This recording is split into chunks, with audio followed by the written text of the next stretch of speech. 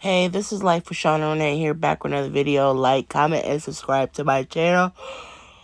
Oh, just woke up from a nap, sorry. This video is about worst experience being a nanny. Let's watch the video. Story time of one of the worst jobs I had as a nanny. Now, this was actually my first nanny position.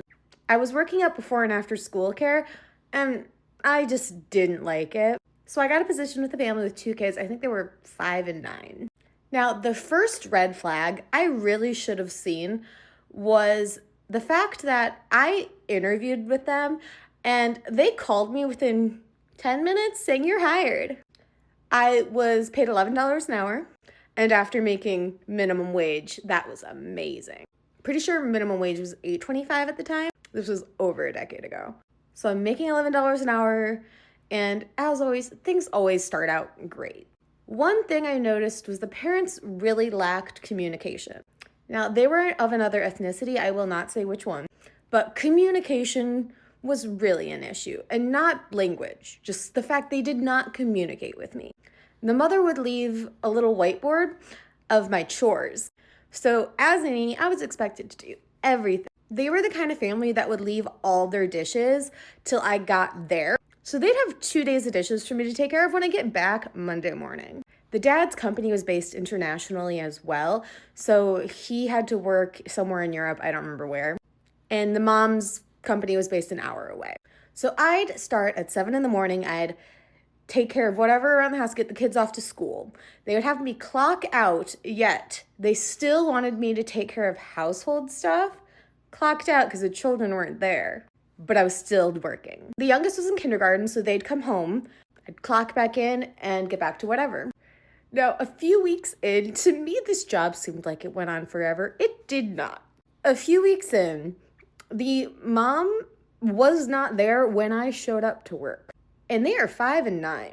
So I'd start showing up earlier, and she'd still be gone. She would wake up her kids and leave for work. And she didn't even tell me, start coming earlier. I need to leave for work. I need to have you arrive earlier. I started showing up at 5:30. I started at 7 a.m. And despite the fact I was showing up an hour and a half before my shift started, the mom would still have had left. And I could not wake up before 4:30 a.m. I couldn't get myself to wake up. So I just had to let the kids be alone. I shake thinking about the liability. One day I get to work, the dad is in the other country working, and the mom comes up to me and says pretty much, hey, I'm leaving in a bit for a girls' trip to Vegas. I'll be back in 4 days. She told me so I had enough time to pack a bag for the week. I literally had never cared for children overnight, and all of a sudden, I have kids by myself for 4 nights, 3 nights, so long ago. And the communication issues just got worse. The parents never told me anything. They'd leave little notes or tell their kids to tell me. So unprofessional. I started this position early April. Towards the end of May, I'm talking with the kids and they let slip that they are leaving for a full month to go back to their parents' home country. Did the parents ever tell me? Nope, I was just told by the kids. I didn't want to, but go to part 2. This really agitates me because a nanny has so many jobs. You take care of the kids. Technically, you're supposed to have a maid too, because a nanny's supposed to take care of little odds and ends for the kids, but majority of the time you're supposed to have a maid come in to help with cleaning and making food and all the other stuff to help out. You know what I mean? Nanny makes a little bit of stuff, may like wash some of the clothes, but staying in contact with your children and with the nanny is very important. Story time of one of my worst positions as a nanny. Part 2. Go back and watch the first part for the whole story, but the gist of it is I'm working with 2 children, 5 and 9. It is towards the end of the school year, and the parents' lack of communication really shows its face. The kids had let slip that they were leaving for over a month to go back to their parents' home country. The parents never told me. I had to ask them if I wasn't going to be working because they're all of a sudden leaving the country. And the answer was yes. I will not be working and I will not be paid. So I'm left speechless and in a bind. Literally, the next week they will be leaving. I think this was like a Tuesday or something. So the mom sets up a gig for me picking up her friend's daughter from my old high school and dropping her off at their house after summer school. And this literally ends up happening 4 times. I think I made $60. Sadly, I was not able to get a position for that month they were gone. I just didn't have any money. I really should have worked harder to get a different position because I was calling my mom every day miserable. The job broke me down. But I went back. When the kids got home, I went back. And what do I see? A third child. Again, absolutely no communication from the parents. I get to work and the mom, of course, is not there, neither is the dad. They are home alone. And there's a third kid. So I say, are you a neighbor kid or something? And the kid replies, no, I'm their cousin. I'm staying for another month. What? Now I have an 11-year-old added to the mix that I did not even know about. And was I paid more? No. Why would I be paid more? It's not a whole nother child. I completely forgot to mention, I had to force these kids to use car seats, booster seats, because they didn't in their parents' car. And I said, if I am driving you, you are using a booster seat. I am not driving you without. It was a fight every single time to get them to sit in booster seats. Now I had a third kid in my little Elantra. Absolutely no space in the car. And again, I also was not being paid mileage. I'd get like a couple bucks handed to me every so often. I was driving around quite a bit and was not properly reimbursed for my mileage. After having showed back up to a third child, I lasted maybe a couple more weeks.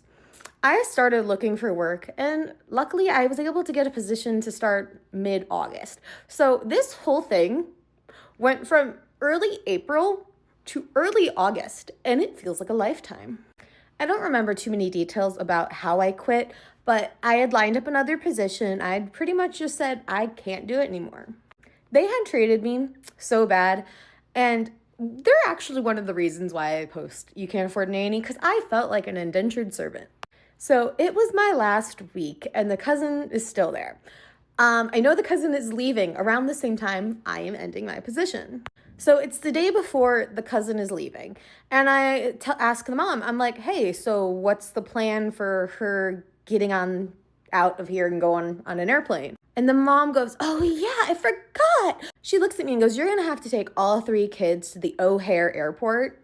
Because she's an unaccompanied minor, you will be her legal guardian as well as my kid's legal guardian. I had to hold their passports. In O'Hare airport, I am 19, mind you. I have 3 kids in O'Hare airport, and behind us is a creep. He's like looming over me and I'm so uncomfortable, but he got pulled by security, so that was fun. It is my second to last day, and I have all 3 kids at the airport. And what happens? The flight gets delayed. So it's O'Hare. You have to show up like 3 hours early just to get through security. Then the flight's delayed. Well, I'm still with all 3 kids, and then they get on the tarmac. Since they were an unaccompanied minor, I, as the adult responsible, have to stay until the plane takes off. And of course, it gets delayed on the tarmac. So I was in the airport for 5 hours. It was exhausting. I was done.